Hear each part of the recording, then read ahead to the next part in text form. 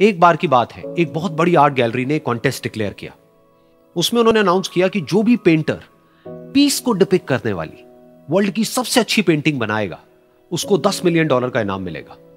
यह बात पूरी दुनिया में फैल गई और पूरी दुनिया से हजारों पेंटर्स ने अपनी अपनी पेंटिंग भेजी उस कॉन्टेस्ट में पार्टिसिपेट करने के लिए। उन हजारों पेंटिंग्स में से जो इस कॉन्टेस्ट के जजेस थे उन्होंने फाइनली 100 पेंटिंग्स को शॉर्टलिस्ट किया और उन 100 पेंटिंग्स की एक एग्जीबिशन लगाई। उस एग्जीबिशन में इन सारे पेंटर्स को तो इनवाइट किया ही किया, साथ ही साथ मीडिया वाले भी बैठे हुए थे और मीडिया वालों के साथ हजारों लोगों की भीड़ भी जमा थी। क्योंकि प्राइज अमाउंट इतना बड़ा था तो सबका इंटरेस्ट था ये जानने में कि कौन जीतेगा, कि वो पेंटिंग कैसी होगी और कौन वो पेंटर होगा जिसको इतना बड़ा अमाउंट मिलेगा। फाइनली वो दिन आ ही गया। वहां पर सारी ही पेंटिंग्स देखने लायक थी और एक से बढ़कर एक थी। उसमें से कुछ पेंटिंग्स थी जहां पर सबसे ज्यादा भीड़ थी। जैसे एक पेंटिंग थी जहां पर एक बिल्कुल साफ पानी की नदी बह रही थी, जिसके पीछे कुछ पहाड़ थे, उसके ऊपर बर्फ जमी हुई थी और पीछे से सनराइज हो रहा था। एक और पेंटिंग थी जहां पर पेंटर ने पीस को डिपिक्ट किया था फुल मून नाइट के थ्रू, यानी कि एक बिल्कुल पीसफुल लेक थी जिसका पानी बिल्कुल स्टिल था, इतना स्टिल कि उसके अंदर आप रिफ्लेक्शन देख सकते थे आसपास में जो भी कुछ था उसका, बिल्कुल एक मिरर की तरह। और बिल्कुल डार्क आसमान में कुछ तारे चमक रहे थे और एक चांद चमक रहा था। उसके अलावा एक पेंटिंग थी जिसमें बिल्कुल सफेद बादल थे, नीला आसमान था और बिल्कुल हरी हरी घास थी। यानी कि सारी ही पेंटिंग्स ऐसी जिसको देख करके ही मन शांत हो जाए। तो कॉन्टेस्ट बहुत ही टफ था क्योंकि सारी पेंटिंग्स एक से बढ़कर एक थी। तो जजेस के लिए शॉर्टलिस्ट करना कि कौन सी पेंटिंग बेस्ट है, that was very very difficult. लेकिन वो मोमेंट आ ही गया जब जजेस ने अपना माइंड मेकअप कर लिया और एक पेंटिंग को इन सारी पेंटिंग्स में से सिलेक्ट कर लिया और उस पेंटिंग को एक बड़े से कर्टेन के पीछे रख दिया। सामने वो सारे पेंटर्स बैठे हुए थे, मीडिया वाले थे और हजारों लोगों की भीड़ थी। सबकी क्यूरियोसिटी बढ़ती चली जा रही थी क्योंकि अमाउंट बहुत बड़ा था। लेकिन जैसे ही वो पर्दा हटा और सामने से सबने उस पेंटिंग को देखा तो सब हैरान रह गए। सब एक दूसरे की शक्ल देखने लगे। किसी को कुछ समझ नहीं आ रहा था कि एक्चुअल में हो क्या रहा है, क्योंकि वो पेंटिंग जो वहां पर दिख रही थी वो दूर दूर तक शांति को डिपिक्ट नहीं कर रही थी। तो सबको लगा कि शायद उस आर्ट गैलरी से कोई गलती हुई है या जजेस से कोई गलती हुई है और किसी गलत पेंटिंग को वहां पे रख दिया है। तो कुछ पेंटर्स एक साथ गए, जाकर के उस आर्ट गैलरी के ओनर से मिले और जाकर के उससे पूछा कि क्या ये कोई गलती है, गलती से कहीं कोई गलत पेंटिंग तो आपने वहां पे नहीं रख दी है। तो आर्ट गैलरी वाला थोड़ा सा मुस्कुराया और बोला, नहीं, ये पेंटिंग बिल्कुल ठीक है। जजेस ने इसी पेंटिंग को सिलेक्ट किया है और यही पेंटिंग आज की विनर है। सारे पेंटर्स ये जवाब सुन करके गुस्से से भर गए और सबने मिल करके रिवोल्ट कर दिया। और ये देख करके सारे मीडिया वाले अपनी अपनी जगह से खड़े हुए और भागते हुए गए उस आर्ट गैलरी के ओनर के पास में और अपने अपने माइक्स उनके मुंह के आगे कर दिए। तो अगेन वो आर्ट गैलरी का जो ओनर था वो हल्का सा मुस्कुराया और उसने कहा कि मुझे कुछ बोलने से पहले एक बार इस पेंटिंग को आप लोग ध्यान से देखिए, थोड़ा पास से देखिए, शायद आपको कुछ ऐसा नजर आए जो दूर से नजर नहीं आ रहा है। क्योंकि आप सबने एक चीज तो देख ली कि इस पेंटिंग में आंधी है, तूफान है, चारों तरफ सब कुछ तहस नहस हो रहा है, आसमान में बिजली कड़क रही है, काले बादल है, ये सब तो आपने देख लिया। लेकिन एक चीज नहीं देखी कि इस पेंटिंग में एक घर भी है। उस घर में एक छोटी सी खिड़की है जहां पर एक आदमी खड़ा हुआ है।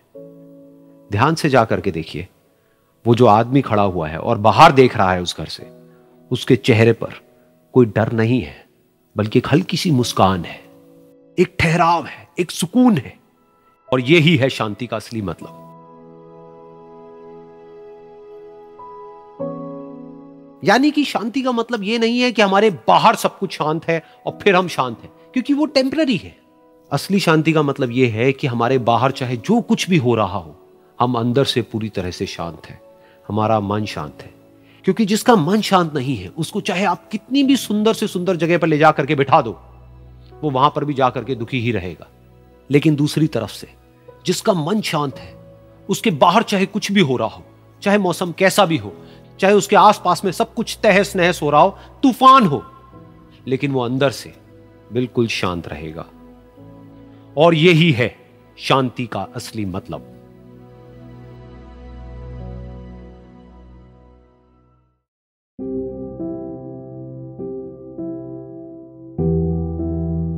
एक बार की बात है, एक छोटे से गांव में एक आदमी रहता था। उसके घर के पास में एक पहाड़ था जहां पर वो रोज सुबह जाता, उस पहाड़ पर थोड़ी देर के लिए वो बैठता, फिर वापस आ जाता। तो रोज की तरह वो सुबह सुबह जा रहा था। पीछे से उसका छोटा सा बेटा आया, उसने आकर के उसका हाथ पकड़ लिया और कहा कि आज मैं भी आपके साथ चलूंगा। उसने पहले तो उसको थोड़ा सा समझाया और मना किया, कहा कि जो रास्ता है वो बहुत ही छोटा है और चढ़ाई बहुत ज्यादा है, तो तुम मेरे साथ नहीं चल पाओगे। लेकिन फिर जब उस बेटे ने जिद करी तो पिता मान गया। तो दोनों पहाड़ पर चढ़ने लगे। पिता ने बेटे का हाथ कस के पकड़ा हुआ था। लेफ्ट साइड में पहाड़ थे, राइट साइड में खाई थी और रास्ता बहुत ही छोटा था। और वो पहाड़ की चोटी तक पहुंचने ही वाले थे, तभी रास्ते में एक बड़ा सा पत्थर आया। क्योंकि पिता उस रास्ते पर रोज आता था तो उसको पता था कि वहां पे पत्थर है, तो वो साइड से निकल गया। लेकिन जो बेटा था उसका ध्यान कहीं और था, तो उसका घुटना जा करके उस बड़े से पत्थर पर टकरा गया। तो फिर उस बच्चे के मुंह से एक चीख निकली, और जैसे ही वो चीखा उसकी आवाज उन पहाड़ों में गूंजने लगी। इससे पहले उस बच्चे ने कभी भी अपनी आवाज की गूंज नहीं सुनी थी, तो उसे समझ नहीं आया कि क्या हो रहा है। वो अंदर से थोड़ा सा घबरा गया। उसे लगा कि शायद कहीं कोई है जो छुप करके उसको देख रहा है और उसका मजाक उड़ा रहा है। फिर उस बच्चे ने बोला, कौन हो तुम? तो जब उस बच्चे ने इस गूंज को सुना उसे गुस्सा आ गया। उसे लगा कि कौन है ये जो मेरा मजाक उड़ाए चले जा रहा है। फिर उसने गुस्से से कहा, मैं तुम्हें छोड़ूंगा नहीं। और फिर जैसे ही उसने इस गूंज को सुना वो घबरा गया। उसके पिता समझ गए थे कि क्या हो रहा है। उसने अपने पिता का हाथ कस के पकड़ लिया और उनसे पूछा, कौन है ये जो मुझे इतना तंग कर रहा है? कौन है ये जो मुझे इतना डरा रहा है? तो उसके पिता थोड़ा सा मुस्कुराए और उन्होंने खाई की तरफ देखा और जोर से बोला, मैं तुमसे बहुत प्यार करता हूं। ये सुनकर वो बच्चा हैरान हो गया। उसे समझ नहीं आया कि हो क्या रहा है, कि वही इंसान जो उसका मजाक उड़ा रहा है और उसको तंग कर रहा है, वो उसके पिता को बोल रहा है कि मैं तुमसे बहुत प्यार करता हूं। तो उसके पिता ने अपने बेटे को देखा और वो समझ गए कि उसके मन में क्या चल रहा है। और फिर दोबारा उन्होंने बोला, तुम बहुत अच्छे हो। और ये सुनकर उनका बेटा भी थोड़ा सा मुस्कुराया और पूछा अपने पिता से कि ये क्या हो रहा है। और फिर उसके पिता ने अपने बेटे को समझाया, ये जो आवाज तुम सुन रहे हो ना, ये किसी और की नहीं है, ये तुम्हारी ही आवाज है जो कि पहाड़ों में गूंज रही है और तुम्हें अपनी ही आवाज सुनाई दे रही है। जैसा तुम बोलते हो ठीक वैसा ही तुम्हें सुनाई देता है। अगर तुम गुस्से से कुछ कहोगे तो पलट करके जो आवाज आएगी उसमें भी गुस्सा होगा, लेकिन अगर तुम कुछ अच्छा कहोगे तो वो आवाज भी अच्छी होगी। बिल्कुल इसी तरह से हमारी जिंदगी में भी होता है। जैसा तुम अपने मन में इस जिंदगी के बारे में सोचते हो, ये जिंदगी तुम्हारे लिए बिल्कुल वैसी ही हो जाती है। अगर तुम मन ही मन अपने आप को ये बोलते रहोगे कि मेरी जिंदगी तो बहुत ही बुरी है, तो तुम्हारी जिंदगी सच में बुरी हो जाएगी। और अगर तुम अपनी जिंदगी से प्यार करोगे तो तुम्हारी जिंदगी भी तुमसे प्यार करेगी। ये बात उस बच्चे के दिमाग में घर कर गई और फिर वो दोनों उस पहाड़ की चोटी पर गए। लेकिन बच्चे के दिमाग में यही बात घूम रही थी। और फिर वो बच्चा खिलखिला के हंसा और उसने अपने दोनों हाथ खोले और अपनी पूरी ताकत से बोला, मैं तुमसे बहुत प्यार करता हूं।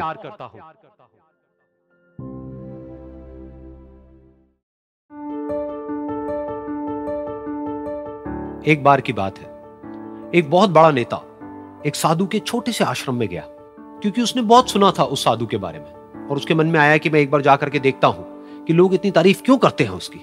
तो जब वो उस आश्रम में गया तो वहां पर एक छोटा सा कमरा था जहां पर एक कालीन बिछा हुआ था। वहां पर कुछ लोग बैठे हुए थे नीचे और साधु जी सामने बैठे हुए थे। कुछ सवाल जवाब चल रहा था। तो जैसे ही वो अंदर गया, वो अकेला नहीं था, उसके साथ में 4 बॉडीगार्ड्स भी थे। और उसको ये आदत थी कि जहां पर भी वो जाता था लोग अपनी जगह से खड़े हो जाते थे, उसकी तरफ देखते थे, हाथ जोड़ते थे, अपना सर झुकाते थे। लेकिन यहां पर ऐसा कुछ भी नहीं हुआ। साधु ने उसकी तरफ देखा तक नहीं, क्योंकि वो साधु किसी के सवाल का जवाब दे रहे थे। लेकिन नेता को इस बात पे गुस्सा आ गया। नेता को लगा कि ये मेरी बेइज्जती है। तो उस नेता ने साधु की बात को बीच में ही काटते हुए थोड़ा गुस्से से कहा, मैं आपसे कुछ कहना चाहता हूं। साधु ने उसकी तरफ देखा और बोले, आप थोड़ी देर रुकिए, पहले मैं इनके सवाल का जवाब दे लूं, उसके बाद में मैं आपसे बात करूंगा। तब तक अगर आप चाहें तो आप बैठ सकते हैं। बस साधु का इतना कहने की देर थी। नेता का चेहरा गुस्से से लाल हो गया और फिर उसने अपना सारा गुस्सा उस साधु के ऊपर निकाल दिया। अभी तक वो नेता बहुत ही तमीज से बात कर रहा था, यानी कि आप कह करके बात कर रहा था। अब वो तू तड़ाक पे उतर आया। नेता ने उस साधु को कहा, तुझे पता भी है मैं कौन हूं और तू किससे बात कर रहा है? साधु ने उसकी तरफ देखा और कहा, मुझे इससे कोई फर्क नहीं पड़ता कि आप कौन हैं, लेकिन आप जो कोई भी हैं, अगर आप चाहते हैं कि मैं आपके सवाल का जवाब दूं या आपसे बात करूं तो आपको कुछ देर रुकना होगा। और साधु के ये कहते ही नेता गुस्से से पागल हो गया और वहीं सबके सामने चीखने चिल्लाने लग गया, अब मैं तुझे तेरी असली औकात दिखाऊंगा। तूने मुझसे पंगा लेकर के ठीक नहीं किया है। तुझे पता भी है मैं तेरे बारे में क्या सोचता हूं। साधु ने फिर से उसकी तरफ देखा और बड़े ही प्रेम से कहा कि मुझे इससे कोई फर्क नहीं पड़ता है कि आप मेरे बारे में क्या सोचते हैं। आप जो चाहे वो मेरे बारे में सोच सकते हैं। फिर उस नेता ने बोला कि तू चाहे सुनना चाहता है या नहीं, लेकिन मैं तुझे बताऊंगा यही सबके सामने कि मैं तेरे बारे में क्या सोचता हूं। तू एक बहुत ही घटिया इंसान है। तू कोई साधु नहीं है, तू एक ढोंगी है, पाखंडी है, और यहां पर जितने भी लोग बैठे हैं उन सबको बेवकूफ बना रहा है। तेरा बस एक ही मकसद है कि इन लोगों की जेब में जितना भी पैसा है वो सब तेरे पास में आ जाए। तू अपने फायदे के लिए इन लोगों का इस्तेमाल कर रहा है, और अब मैं तुझे नहीं छोड़ने वाला, तेरा पर्दाफाश करके रहूंगा पूरी दुनिया के सामने। लेकिन उसके इतना बोलने के बाद भी उस साधु के चेहरे पर हल्की सी मुस्कान बनी ही रही। ये देखकर वो और तिल मिला गया और उसने कहा, अब बहुत हुआ, अब मैं यहां 1 मिनट भी नहीं रुकने वाला, लेकिन अभी भी तेरे पास में मौका है। अगर मुझसे माफी मांगनी है या मुझसे कुछ कहना है तो कह सकता है। इतना सब होने के बाद भी साधु बिल्कुल शांत था और उनके चेहरे पर एक मुस्कान थी। उन्होंने अपनी आंखें बंद कर ली। फिर साधु ने अपनी आंखें खोली, हाथ जोड़े और कहा कि मुझे आपसे कोई गिला शिकवा नहीं है, मेरे मन में आपके लिए कोई भी गलत ख्याल नहीं है। जो भी आपने मेरे बारे में कहा वो आपकी अपनी सोच थी, तो मुझे आप में कोई भी बुराई नजर नहीं आती है। मुझे आप एक बहुत ही भले इंसान लगते हैं। और साधु के इतना कहते ही नेताजी का दिमाग 7वें आसमान पर पहुंच गया। उनके चेहरे पर एक अजीब सी खुशी थी, क्योंकि उस साधु ने वो ही कहा जो बाकी सब लोग उस नेता को कहते हैं। और वो खुशी खुशी उस आश्रम से अपने घर की तरफ चला गया और जा करके अपने पिताजी के साथ में बैठ गया। उसके पिताजी की आंखें बंद थी और वो ध्यान में थे। पूरी जिंदगी उन्होंने सिर्फ लोगों की सेवा करी और बदले में कुछ भी एक्सपेक्ट नहीं किया। तो थोड़ी देर बाद जब उन्होंने अपनी आंखें खोली और देखा अपने बेटे को अपने साथ बैठे हुए, तो उनके बेटे के चेहरे पर आज एक अजीब सी खुशी थी जो आज से पहले उन्होंने कभी नहीं देखी थी। फिर उसने एक एक करके सब कुछ बताया कि आज क्या हुआ, किस तरह से वो आश्रम गया, वहां पर क्या हुआ, उसने क्या कहा, उन्होंने क्या कहा। तो जब इसके पिताजी ने पूरी बात सुनी तो थोड़ा सा मुस्कुराए और अपने बेटे को देख करके बोले कि उन्होंने तुम्हारी तारीफ नहीं करी है, क्योंकि उन्होंने वो नहीं कहा कि जो तुम हो, उन्होंने वो कहा कि जो वो खुद है। और तुमने जो भी कुछ उनको कहा वो नहीं कहा कि जो वो है, बल्कि तुमने वो कहा जो तुम खुद हो। यही बात वेदों में भी कही गई है, यथा दृष्टि तथा सृष्टि। ये दुनिया तुम्हें वैसी नहीं दिखती है जैसी कि ये दुनिया है। ये दुनिया तुम्हें वैसी दिखती है जैसे तुम खुद हो। जिसकी नजर जैसी है उसके लिए ये दुनिया वैसी ही है।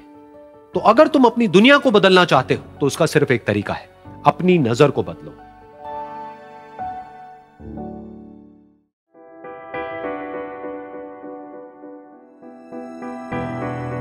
ये कहानी है एक छोटी सी बच्ची की जिसको बहुत गुस्सा आता था, बात बात पे गुस्सा आता था। और जब उसको गुस्सा आता था तो वो ये नहीं देखती थी कि उसके सामने कौन है, और जो उसके मन में आता था वो सब बोल देती थी। कई कई बार तो वो कुछ चीजें उठाती और जमीन पे फेंकती और तोड़ देती। तो उसके माँ बाप बहुत परेशान हो गए, उनको समझ नहीं आ रहा था कि वो क्या करे। उन्होंने बहुत कोशिश करी उस बच्ची को समझाने की अलग अलग तरीके से, लेकिन वो बच्ची समझ ही नहीं रही थी। फिर एक दिन उसकी माँ ने उसकी ट्यूशन टीचर से बात करी, क्योंकि ट्यूशन टीचर ही एक ऐसी थी जिसकी कि वो बात सुनती थी। तो उसकी टीचर ने उसकी माँ की सारी बातों को सुना और उनको बोला कि आप चिंता मत करो, आने वाले कुछ दिनों के अंदर अंदर ही इस बच्ची का गुस्सा पूरी तरीके से खत्म हो जाएगा। उसकी माँ को समझ नहीं आया, लेकिन फिर भी उन्होंने कहा कि कोशिश करने में क्या जाता है। फिर उस दिन रोज की तरह जब वो टीचर आई और वो क्लास शुरू होने वाली थी, तो उसकी टीचर ने उस बच्ची से कहा कि आज हम पढ़ाई नहीं करेंगे, आज हम एक गेम खेलेंगे। तो बच्ची ये सुन करके बहुत खुश हो गई। फिर टीचर उस बच्ची के साथ में उस घर के पीछे एक दीवार के पास में जाकर के खड़ी हो गई और उस टीचर ने उस बच्ची को कहा कि गेम ये है कि अब जब भी तुम्हें गुस्सा आए, तुम्हें कील लेनी है और यहां पर आकर के इस दीवार में गाड़ देनी है, थोड़ी सी, जितनी हो सके। फिर उस बच्ची ने टीचर से पूछा, लेकिन इससे क्या होगा? तो टीचर ने कहा कि जब ये गेम खत्म हो जाएगी तो तुम्हें एंड में एक प्राइज मिलेगा। फिर उस बच्ची ने बिल्कुल वैसा ही किया जैसे कि उस टीचर ने कहा था, यानी कि अब उसको जब भी गुस्सा आता तो वो जाती और जा करके एक कील उस दीवार में गाड़ देती। तो जैसा कि उस लड़की को बहुत गुस्सा आता था, तो पहले ही दिन वहां पर 10 से ज्यादा कीलें गड़ गई। लेकिन उन कीलों को गाड़ने के लिए उसको बार बार पीछे जाना पड़ता और जा करके उस कील को गाड़ना पड़ता। तो उसके दिमाग में आया कि जितनी मेहनत मैं लगाती हूं उस कील को गाड़ने में, उससे कम मेहनत में मैं अपने गुस्से को कंट्रोल कर सकती हूं। अगले दिन 8 कीलें गड़ी, उसके अगले दिन 6, फिर 4, फिर 3, फिर 2, फिर 1। फिर एक ऐसा भी दिन आया जब एक भी बार उसको गुस्सा नहीं आया और एक भी कील उस दीवार में नहीं गड़ी। और वो बच्ची बहुत खुश हो गई। खुशी खुशी वो अपनी टीचर के पास में गई और जाकर के उनको बताया कि देखो मैम, आज मैंने एक भी कील उस दीवार में नहीं गाड़ी है, क्योंकि मेरे को एक बार भी गुस्सा नहीं आया है। तो मैम ने उसको थोड़ी सी शाबाशी दी और मैम उसके साथ में उस दीवार के सामने जाकर के खड़ी हो गई। अब मैम ने उस बच्ची को कहा कि गेम अभी खत्म नहीं हुई है, अब तुम्हें क्या करना है कि जिस भी दिन तुमको बिल्कुल भी गुस्सा नहीं आता है, उस दिन के एंड में तुम एक कील को इस दीवार से निकाल दोगी। तो बच्ची ने वैसा ही किया, लेकिन क्योंकि कीलें बहुत ज्यादा थी तो 1 महीने से भी ज्यादा टाइम लग गया उन सारी कीलों को बाहर निकलने में। लेकिन एक दिन ऐसा भी आया जब सारी कीलें उस दीवार से बाहर निकल गई। फिर वो बच्ची बहुत ही खुश होकर के अपनी टीचर के पास में गई और जाकर के बोला कि अब उस दीवार में एक भी कील नहीं है। तो उसकी टीचर उस बच्ची के साथ में उस दीवार के सामने जाकर के खड़ी हुई। उसने देखा कि एक भी कील नहीं है दीवार में। फिर उसको उसकी एक फेवरेट चॉकलेट गिफ्ट करी और बोला कि तुम इस प्राइज को जीत गई हो। बच्ची बहुत ही खुश हो गई। फिर टीचर ने उस बच्ची से पूछा कि क्या तुमको इस दीवार में कुछ नजर आ रहा है? तो बच्ची ने कहा, नहीं मैम, इसमें तो कुछ भी नहीं है, सारी कीलें निकल चुकी हैं। तो उस टीचर ने कहा, एक बार ध्यान से देखो, शायद कुछ नजर आए। तो उस बच्ची ने दोबारा देखा और कहा, वो जो कीलें मैंने गाड़ी थी उसके कुछ निशान मुझे नजर आ रहे हैं दीवार में। जब बच्ची ने ये देख लिया, फिर उसकी मैम ने उस बच्ची को कहा, जैसे तुमने इस दीवार में कील गाड़ी और अब तुम उस कील को तो निकाल सकती हो लेकिन उसके निशान को नहीं मिटा सकती, ठीक इसी तरह से होता है जब तुम गुस्सा करती हो।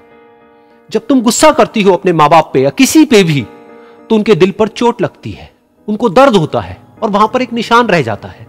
उस निशान को तुम चाह करके भी हटा नहीं सकती, फिर चाहे तुम उनसे जितना मर्जी माफी मांग लो। यह सुनकर बच्ची को अपनी गलती का एहसास हुआ और वो रोने लगी और वो भागती हुई गई और अपनी माँ के पास में जाकर के उनसे गले लग गई और अपनी माँ को बोली कि मम्मा, मैं आज के बाद कभी गुस्सा नहीं करूंगी, मुझे समझ आ गया है मैंने क्या गलती करी। और उस दिन के बाद उस बच्ची ने कभी गुस्सा नहीं किया।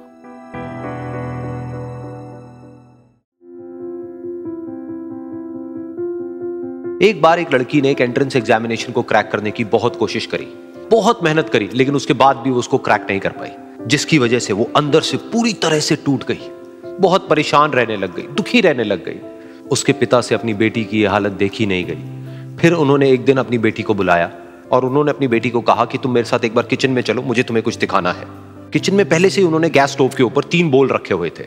फिर उन्होंने उन तीनों बोल्स के अंदर पानी भरा, एक के अंदर कुछ आलू डाले, एक के अंदर कुछ अंडे और एक के अंदर कॉफी बीन्स, और उसको उबलने के लिए छोड़ दिया। उसके बाद में 5 मिनट हो गए, 10 मिनट हो गए, 20 मिनट हो गए और वो वहां पर खड़े रहे अपनी बेटी के साथ में और उसको देखते रहे।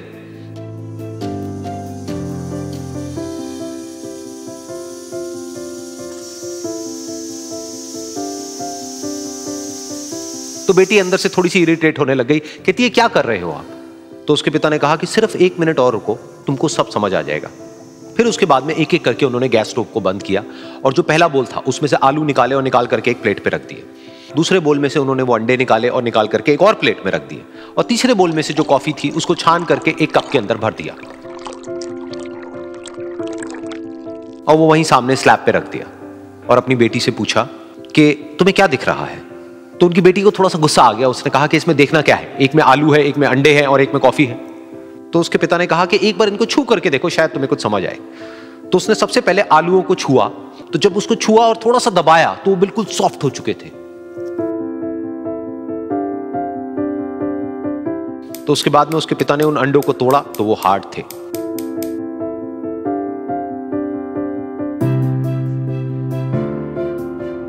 और फिर उसके पिता ने वो कॉफी वाला कप उठाया और अपनी बेटी को कहा कि एक बार इसको सूंघ करके देखो। तो जब उनकी बेटी ने उस कॉफी को सूंघा तो उसके चेहरे पर एक स्माइल आ गई। फिर उसके पिता ने अपनी बेटी को कहा कि तुमने ध्यान से देखा कि क्या हुआ यहां पर? ये तीनों ही बिल्कुल एक ही सिचुएशन में गए, लेकिन तीनों ने अलग अलग तरीके से रिस्पॉन्ड किया।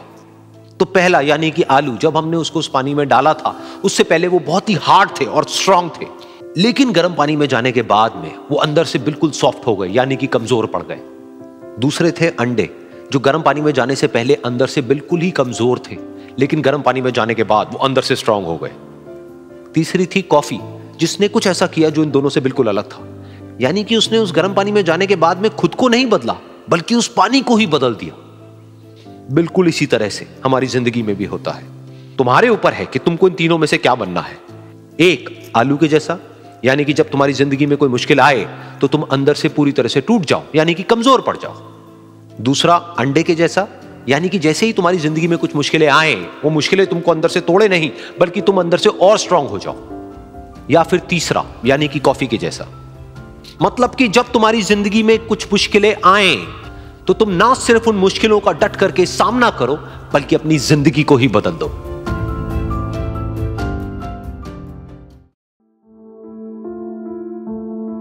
ये कहानी है 2 दोस्तों की जो कि एक छोटे से गांव में रहते थे। एक बार वो दोनों किसी काम से शहर गए और वापस अपने गांव लौट रहे थे।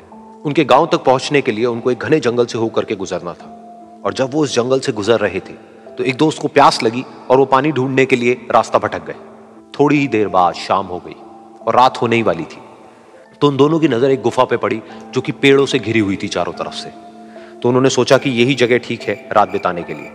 तो दोनों ने कुछ लकड़ियां इकट्ठी करी, उस गुफा के अंदर गए और आग जला करके वहां पे बैठ गए। रात का वक्त था, गुफा के अंदर आग जल रही थी, बाहर बिल्कुल अंधेरा था और कुछ जानवरों की आवाजें आ रही थी। तो उन दोनों में से जो एक दोस्त था वो अंदर ही अंदर डरने लगा, क्योंकि उसने भूत प्रेतों की बहुत कहानियां सुनी थी कि रात के वक्त जंगल में कुछ भयानक आत्माएं भटकती हैं और अगर उनको कोई ऐसा भटका हुआ आदमी मिल जाए तो उसको नहीं छोड़ती। तो जब उसने भूत प्रेतों की बात अपने दोस्त से करी तो उसके दोस्त ने हंसते हुए उससे पूछा, क्या कभी तूने किसी भूत को देखा है? तो उसने कहा, नहीं मैंने तो नहीं देखा, लेकिन मेरे कुछ जान पहचान के लोग हैं जिन्होंने देखा है। तो उसके दोस्त ने उसको समझाने की बहुत कोशिश करी कि यार ऐसी सुनी सुनाई बातों पर विश्वास नहीं करते हैं, अब तू सो जा और मुझे भी सोने दे, मुझे नींद आ रही है। और इतना कह करके उसका दोस्त वहीं पर लेट गया और थोड़ी देर में सो गया। लेकिन वो जो अंदर से डरा हुआ था वो लेट तो गया, लेकिन उसको नींद नहीं आ रही थी। उसको लग रहा था कि शायद यहां पर कहीं कोई है जो छुप करके कहीं से उसको देख रहा है। उस आग की वजह से कुछ परछाइयां बन रही थी वहां पर पत्थरों पर, तो उन परछाइयों को देख करके भी वो डर रहा था। फिर कुछ घंटे तक ऐसे ही चलता रहा। फिर उसके बाद में क्योंकि वो थका हुआ था तो उसको नींद आ गई। लेकिन नींद आने के कुछ देर बाद ही उसको एक सपना आया। सपने में उसको एक बहुत ही भयानक परछाई उसकी तरफ बढ़ती हुई नजर आई। अब जैसे जैसे वो अंदर से डरता चला जा रहा था, वो परछाई उसके और पास आती चली जा रही थी और बड़ी होती चली जा रही थी। और उस परछाई में एक हाथ उसको नजर आया जिसके बड़े बड़े नाखून थे, और वो हाथ उसकी तरफ बढ़ता चला गया और उसके गले तक पहुंचने ही वाला था कि तभी वो डर करके एकदम से उठा। फिर उसने अपने दोस्त की तरफ देखा जो कि सो रहा था, उसको पकड़ करके जोर से उठाया। फिर उसने अपने दोस्त को बताया कि उसके साथ में क्या हुआ। तो उसका दोस्त फिर हंसने लगा। फिर उसके दोस्त ने उसको कहा, अब अगर दोबारा से तुझे वो परछाई दिखे तो तू वही कहियो जो मैं तुझे कह रहा हूं कहने के लिए, फिर देखते हैं वो परछाई तेरा क्या करती है। तुझे अपने अंदर ही अंदर बोलना है, मैं तुझसे नहीं डरता, सामने आ। तो उसके दोस्त ने वैसा ही किया।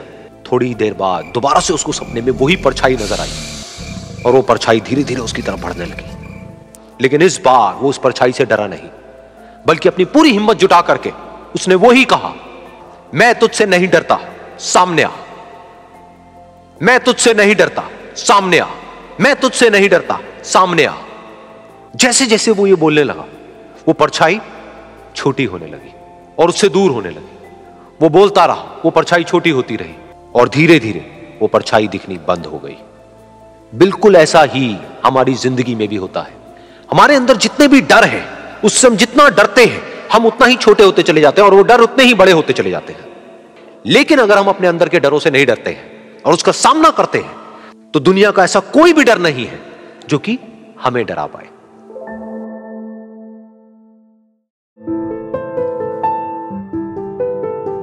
एक बार की बात है, कुछ साइंटिस्ट ने मिलकर के एक बहुत ही इंटरेस्टिंग एक्सपेरिमेंट किया। उन्होंने क्या किया कि एक बहुत बड़ा सा पिंजरा लिया, उसके अंदर 5 बंदरों को रख दिया और वहां पर एक सीढ़ी लगा दी। उस सीढ़ी के टॉप पर कुछ केले रख दी। फिर उन साइंटिस्ट ने क्या किया कि जैसे ही कोई भी बंदर उस सीढ़ी पर चढ़ता केलों तक पहुंचने के लिए, तो ऊपर से ठंडे पानी की बारिश करने लग जाते। तो जैसे ही वो ठंडा पानी गिरता उस बंदर के ऊपर जो कि सीढ़ी पर चढ़ रहा था, वो फटाफट से नीचे आता तो पानी बंद हो जाता। फिर दोबारा से कोई और बंदर उस सीढ़ी पर चढ़ता उन केलों तक पहुंचने के लिए, दोबारा से यही होता। दोबारा से ऊपर से ठंडे पानी की बारिश होती, वो बंदर जैसे ही नीचे आता दोबारा से बारिश बंद हो जाती। तो बंदरों ने इसका मतलब यह निकाला कि जैसे ही कोई भी सीढ़ी पर चढ़ता है तो ऊपर से ठंडा पानी गिरता है। फिर उसके बाद में जैसे ही कोई भी बंदर उस सीढ़ी पर चढ़ने की कोशिश भी करता तो बाकी के बंदर सब इकट्ठे होकर के उसको पकड़ते, उसको मारते, उसको पीटते और उसको नीचे गिरा देते। फिर दोबारा कोई कोशिश करता, दोबारा उसके साथ भी ऐसा ही होता। फिर उन साइंटिस्ट ने क्या किया कि उन 5 बंदरों में से एक बंदर को उस पिंजरे में से निकाला और उसकी जगह एक नए बंदर को उस पिंजरे के अंदर डाल दिया। अब उस बंदर को नहीं पता था कि यहां पर क्या खेल चल रहा है। उसको जैसे ही सीढ़ी के ऊपर वो केले नजर आए, वो फटाफट से उस सीढ़ी के ऊपर चढ़ने लगा। अब की बार साइंटिस्ट ने कोई बारिश नहीं करी, लेकिन फिर भी जो बाकी के बंदर थे उन्होंने इसको पकड़ा, सीढ़ी से नीचे उतारा और मारने पीटने लग गए। इस बंदर को समझ नहीं आया कि मेरे को क्यों मारा जा रहा है, तो उसने दोबारा कोशिश करी। जैसे उसने दोबारा कोशिश करी, दोबारा से उन 4 बंदरों ने वही किया। तो अब इस नए बंदर के दिमाग में क्या बैठ गया कि सीढ़ी पर चढ़ना मना है, अगर सीढ़ी पर चढ़ते हैं तो मार पड़ती है। उस सीढ़ी पर चढ़ना क्यों मना है और क्यों मार पड़ती है वो उसको नहीं पता था, बट उसके दिमाग में यह बैठ गया कि इस सीढ़ी पर नहीं चढ़ना है, ना किसी को चढ़ने देना है। फिर दोबारा से उन साइंटिस्ट ने क्या किया कि जो पुराने 4 बंदर थे उसमें से एक बंदर को निकाला और एक नए बंदर को उसी जगह पर डाल दिया। अब इस नए बंदर ने भी वही किया जो इससे पहले वाले ने किया था, यानी कि वो भागता हुआ गया, उस सीढ़ी के ऊपर चढ़ने की कोशिश करी, उन केलों तक पहुंचने की कोशिश करी। बाकी 4 इकट्ठे हो गए और उन्होंने उसको मारा पीटा, सीढ़ी से नीचे गिरा दिया। उसको कुछ समझ नहीं आया, उसने दोबारा कोशिश करी, दोबारा उसके साथ यही हुआ। और अब इस बंदर के दिमाग में भी यही बैठ गया कि सीढ़ी पर चढ़ना मना है और सीढ़ी पर चढ़ने से मार पड़ती है। फिर साइंटिस्ट ने एक एक करके जो पुराने 3 बंदर बचे हुए थे उसमें से भी एक एक करके उन बंदरों को निकाला और उनकी जगह पर 3 नए बंदर आ गए। अब ये 5 बंदर नए थे और किसी को भी ये नहीं पता था कि उस सीढ़ी पर चढ़ना मना क्यों है, लेकिन उन सबके दिमाग में बैठा हुआ था कि सीढ़ी पर चढ़ने से मार पड़ती है। तो कोई भी कोशिश नहीं कर रहा था, जबकि अब कोई ठंडे पानी की बारिश भी नहीं हो रही थी। वो चाहते तो आराम से उस सीढ़ी पर चढ़ते, केले तोड़ते और आपस में बांट करके खा लेते। बिल्कुल ऐसा ही हम लोगों के साथ भी होता है, यानी कि इंसानों के साथ भी होता है। हजारों साल पहले कोई प्रथा बनी होती है, कोई रीति रिवाज होता है जिसके पीछे कोई ना कोई वजह होती है, लेकिन वो वजह खत्म होने के बाद भी वो प्रथा चलती रहती है, वो रीति रिवाज चलते ही रहते हैं। किसी में इतनी हिम्मत नहीं होती है ये पूछने की कि हम क्या कर रहे हैं, क्यों कर रहे हैं। बस सबको ये पता होता है कि ऐसा ही होता है। तो वो एक्सपेरिमेंट जिसके बारे में अभी मैंने आप लोगों को बताया, यानी कि वो बंदरों का एक्सपेरिमेंट, उसमें तो बेचारे बंदर हैं, जानवर हैं, उनको नहीं पता है कि क्वेश्चन कैसे पूछते हैं। लेकिन अगर हम इंसान होने के बावजूद भी क्वेश्चन ना करें तो हमारे में और जानवरों में क्या फर्क है, सोचिए।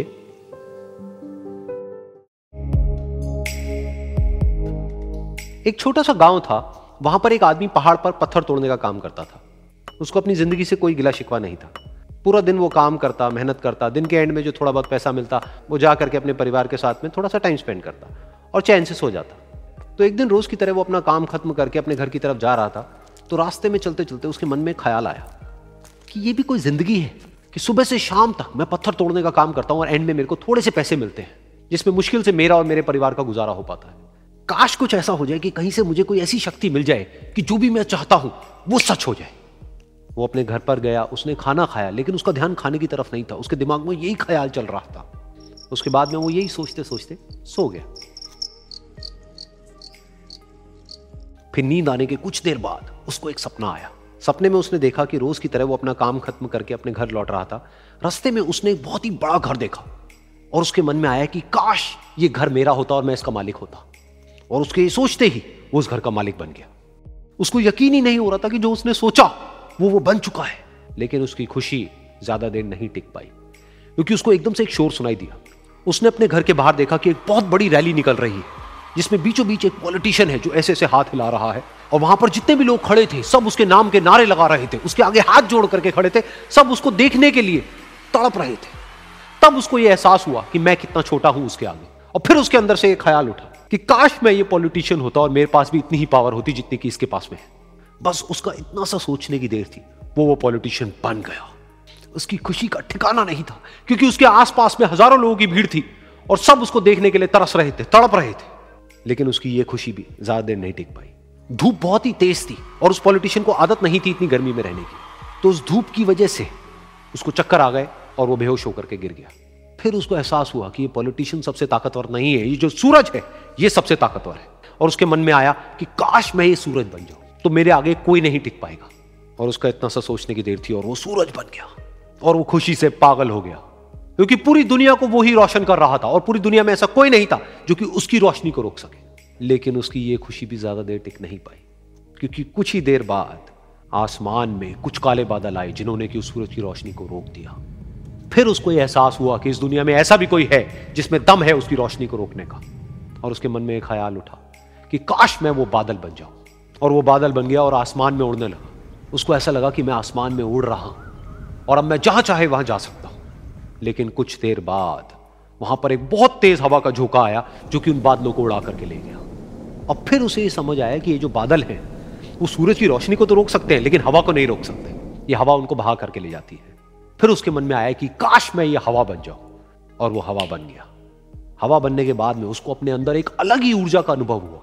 वो चाहे तो आराम से बहता और चाहे तो आंधी बन करके, तूफान बन करके, जिसको भी चाहे उड़ा करके ले जाता। उसको ये विश्वास होने ही लगा था कि इस दुनिया में सबसे ज्यादा शक्तिशाली मैं हूं। लेकिन तभी उसके सामने आया एक पहाड़। उसने अपनी पूरी ताकत लगा दी लेकिन उस पहाड़ को वो इतना सा भी नहीं हिला पाया। तब उसको यह एहसास हुआ कि इस दुनिया में कोई है जो हवा से भी ज्यादा शक्तिशाली है, जिसमें दम है उस हवा को रोकने का। फिर उसके मन में आया कि काश मैं ये पहाड़ होता, और वो पहाड़ बन गया। लेकिन हर बार की तरह इस बार भी उसकी खुशी ज्यादा देर तक नहीं टिक पाई। उसको एक जानी पहचानी सी आवाज सुनाई दी और साथ ही साथ उसको दर्द होने लगा, जैसे कि कोई है जो उसको तोड़ रहा है, उसको मार रहा है। तो दर्द से वो चीखने लगा और उसके मन में आया कि काश मैं वो बन जाऊं, क्योंकि इस पहाड़ को तोड़ने का दम रखता है। लेकिन इस बार उसकी ये ख्वाहिश पूरी नहीं हुई। वो रोने लगा, चीखने लगा, चिल्लाने लगा, उसने अपनी पूरी जान लगा दी, लेकिन इस बार वो नहीं बन पाया। उसका दर्द बढ़ता ही चला जा रहा था और दर्द की वजह से एकदम से उसकी नींद खुली और सामने शीशा था। उसने शीशे में देखा और उसको समझ आया कि सपने में मैं वो क्यों नहीं बन पा रहा था जो मैं बनना चाहता था, क्योंकि असलियत में मैं वो ही हूं।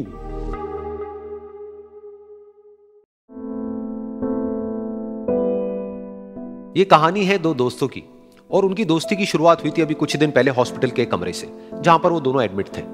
तो दोनों में से जो एक था उसको अभी कुछ दिन पहले एक पैरालिसिस का अटैक आया था, जिसकी वजह से गर्दन के नीचे की उसकी पूरी बॉडी पैरालाइज हो गई थी और वो अपनी एक उंगली तक नहीं हिला सकता था। और पूरे दिन जो भी नर्स उसके पास में आती वो उसको एक ही बात कहता कि मुझे कोई ऐसा इंजेक्शन दे दो जिससे कि मैं मर जाऊं, अब मैं और जीना नहीं चाहता, ऐसी जिंदगी का मैं क्या करूंगा। तो उसका जो दोस्त था उस कमरे में, क्योंकि वो चल फिर सकता था, तो रोज सुबह और रोज शाम को उस कमरे में एक खिड़की थी, उसके पास में जाकर के खड़ा हो जाता और अपने दोस्त को बताता कि उस खिड़की के बाहर क्या चल रहा है। बिल्कुल नीला आसमान है, सफेद बादल है, हल्की हल्की हवा चल रही है और कुछ पंछी उड़ रहे हैं। एक बहुत ही सुंदर बीच है जहां पर कुछ बच्चे मिट्टी के घरौंदे बना रहे हैं। कुछ लोग हैं जो वहां पर बैठे हुए बस समुद्र की लहरों को देख रहे हैं। कुछ लोग जॉगिंग कर रहे हैं, कोई एक्सरसाइज कर रहा है, कोई पतंग उड़ा रहा है। वहां पर एक आइसक्रीम की स्टॉल है जहां पर कुछ लोग आकर के आइसक्रीम खा रहे हैं। और सनसेट के टाइम पे जो पानी है वो पूरा गोल्डन हो जाता है और चमकने लगता है। तो शुरू में तो जब उसने वो सब बताना शुरू किया तो उसके दोस्त के ऊपर ज्यादा असर नहीं हुआ, लेकिन धीरे धीरे उसके अंदर जीने की चाह जागने लगी। अब वो सुबह का इंतजार करने लगा कि जल्दी से सुबह हो और मेरा दोस्त मुझे बताए कि आज यहां पर क्या हो रहा है। कुछ दिन तक ऐसे ही चलता रहा। फिर एक दिन जब वो सुबह उठा तो उसने देखा कि सामने वाला बेड खाली है। फिर उसने नर्स को बुलाया और उससे पूछा कि क्या वो डिस्चार्ज हो गया है। तो नर्स ने कहा कि आपको तो उन्होंने बताया होगा, उनके पास कुछ ही दिन बाकी थे और कल रात को ही उनकी डेथ हो गई है। ये सुन करके उसके अंदर की उम्मीद पूरी तरह से टूट गई, क्योंकि सिर्फ उसका दोस्त ही था जिसने उसको बाहर की दुनिया से जोड़ा हुआ था, जिसकी वजह से वो जान पाता था कि बाहर क्या हो रहा है और ये दुनिया कितनी खूबसूरत है। तो कुछ दिन तक तो वो रोता रहा और उसने जीने की चाह छोड़ दी। लेकिन दूसरी ही तरफ से उसके अंदर कहीं ना कहीं एक नई चाह पैदा हुई कि काश मरने से पहले एक बार मैं खुद अपनी आंखों से देखूं इस खिड़की के बाहर कि दुनिया कैसी है। जैसे जैसे उसकी ये चाह बढ़ने लगी, उसको अपने अंदर एक अजीब सी एनर्जी महसूस होने लगी। और फिर एक दिन उसने अपनी पूरी ताकत लगा दी और किसी तरीके से वो बेड से नीचे गिरा और पकड़ पकड़ करके किसी तरह से उस खिड़की तक पहुंचा। फिर उस खिड़की को पकड़ करके वो खड़ा हुआ और खिड़की के बाहर देख लिया। लेकिन खिड़की के बाहर देखते ही वो गुस्से से भर गया। उसने जोर से नर्स को आवाज लगाई और जैसे ही नर्स आई उसने नर्स से पूछा, ये तुमने क्या किया, ये खिड़की के बाहर काली दीवार क्यों खड़ी कर दी। तो नर्स को समझ नहीं आया वो क्या बोल रहा है और वो बोली कि मुझे 5 साल हो गए हैं यहां पर, जब से मैं आई हूं तब से तो ये काली दीवार यहां पर है। तब जाकर के उसको समझ आया कि उसका वो दोस्त उससे झूठ बोल रहा था। और उसने नर्स से पूछा, अगर ये काली दीवार पिछले 5 साल से यहां पर है तो मेरे दोस्त ने मुझसे झूठ क्यों कहा। तो नर्स थोड़ा सा मुस्कुराई और बोली कि मैं ये तो नहीं जानती कि उन्होंने आपसे झूठ क्यों कहा, लेकिन मैं इतना जरूर जानती हूं कि जो भी कुछ उन्होंने आपसे कहा उसी वजह से आप अभी अपने पैरों पर खड़े हैं।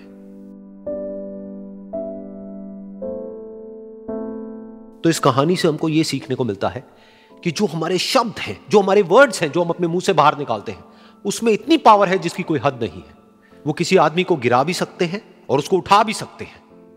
तो अब आपके ऊपर है कि आप अपनी इस पावर को यूज करते हो या मिस यूज करते हो।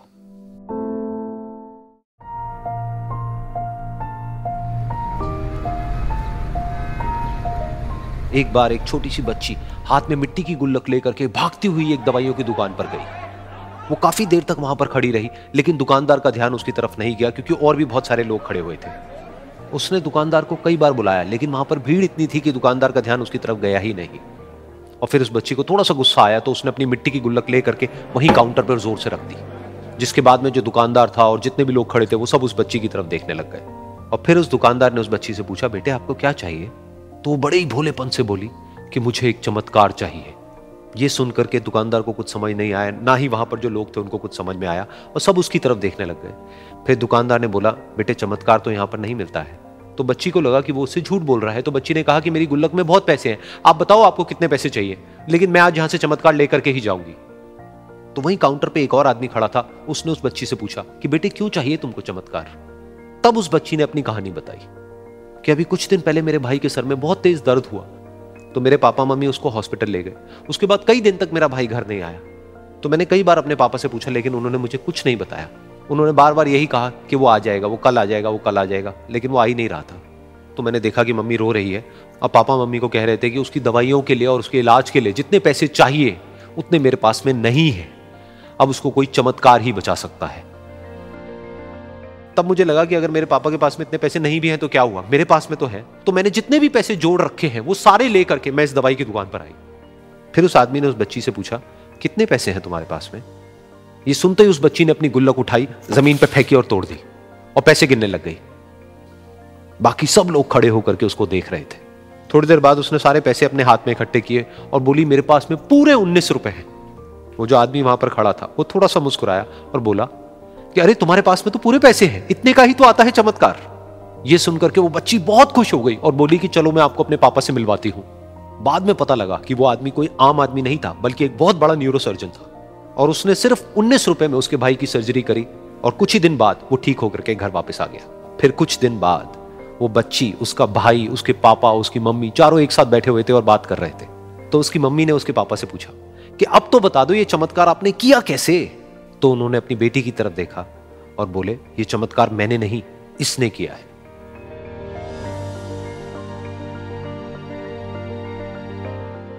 तो यहां पर एक बहुत बड़ी बात है जो हम उस छोटी सी बच्ची से सीख सकते हैं कि जिंदगी में कभी कभी ऐसा होता है कि हमको कोई रास्ता नजर नहीं आ रहा होता है और हम लोग हिम्मत हार जाते हैं। तब हमारे अंदर एक बच्चा होता है जो कोशिश करने से कभी भी पीछे नहीं हटता है। वो हार मानने को तैयार नहीं होता है क्योंकि उसको ना शब्द समझ नहीं आता है। वो बच्चा जिसके लिए कुछ भी नामुमकिन नहीं है, क्योंकि वो हर हाल में कोशिश करता ही रहता है।